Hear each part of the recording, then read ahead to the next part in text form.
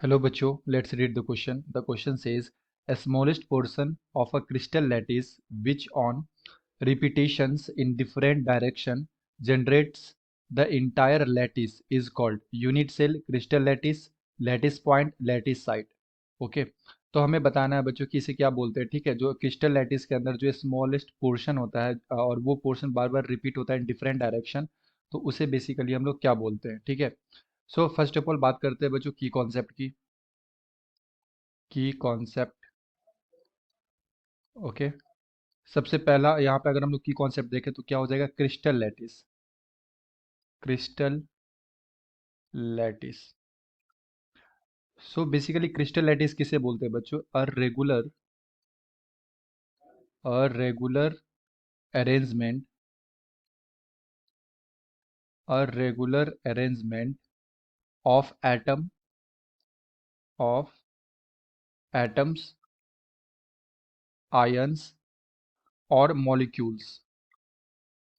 और molecules in space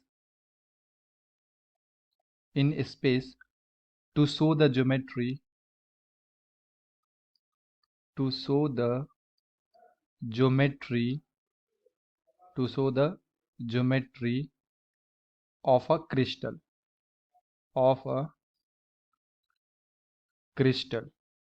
is called crystal lattice, is called crystal lattice.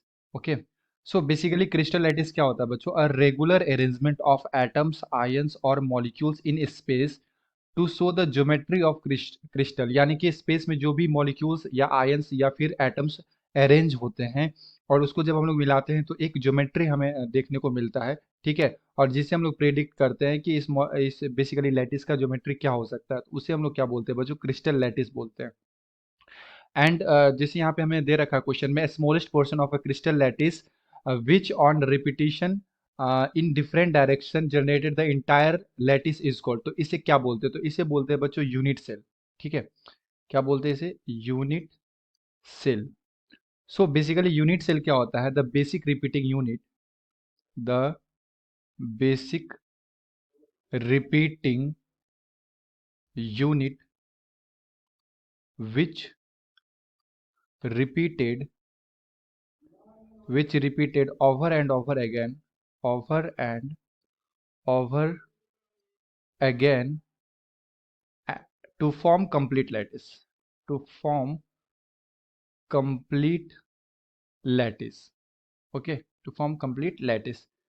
तो basically एक basic repeating unit होता है, लाइक दो तरह के होते हैं, जैसे कि एक हो गया हमारे पास क्यूबिकल एंड एक हो गया हेक्सागोनल यूनिट सेल। तो अगर हमारे पास for example cubical unit cell है, तो इस तरह से हमारा एक क्यूब को हम लोग बेसिकली यूनिट सेल बोलते हैं। एंड बहुत सारे क्यूब मिलके जो एक फॉर्म्ड होगा उसे हम लोग लैटिस बोलते हैं। तो जैसे एक हमारे पास ये क्यूब है, ठीक है, जो भी एटम्स और अरेंजमेंट को मिलाने से एक हम अगर हमारे पास यहाँ पे क्यूबिकल स्ट्रक्चर बन रहा है, तो एक को हम लोग क्या बोलते हैं बच्चों, यूनिट सेल। ठीक है, लाइक इसके इस क्यूब के ऊपर भी एक क्यूब है, इसके लेफ्ट साइड भी है, इसके नीचे भी क्यूब है, इसके राइट साइड भी क्यूब है।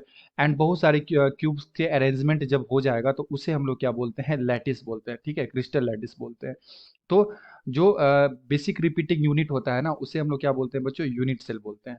तो अगर देखा जाए तो यहाँ पे करेक्ट आंसर क्या हो जाएगा, ऑप्शन ए हो जाएगा, यूनिट सेल। सेकंड में दे रखा है क्रिस्टल लैटिस, तो क्रिस्टल लैटिस का मतलब ये होता है और regular arrangement of atoms, ions और molecules in space to show the geometry of a crystal is called crystal lattice. Okay, lattice point क्या होता है, बेसिकली लैटिस पॉइंट होता है बच्चों कि जो भी हमारे पास यूनिट सेल है, ठीक है, या फिर लैटिस है, तो उसमें जो भी यूनिट सेल के अंदर जो पोजीशंस होंगे एटम्स का, आयंस का और मॉलिक्यूल्स का, उसे हम लोग लैटिस पॉइंट बोलते हैं। फॉर एग्जांपल कि अगर इस कॉर्नर पे अगर एक एटम प्रेजेंट है, ठीक है, इस कॉर्नर पे अगर एक एटम प्रेजेंट है, तो कॉर्नर क्या कहलाएगा बच्चों, लैटिस पॉइंट कहलाएगा, लैटिस पॉइंट कहलाएगा, या फिर जिसे हम लोग लैटिस साइट भी बोलते हैं। ठीक है, तो एक ही बात है। So the correct answer is option A. Hope you have understood it well. Best of luck, thank you.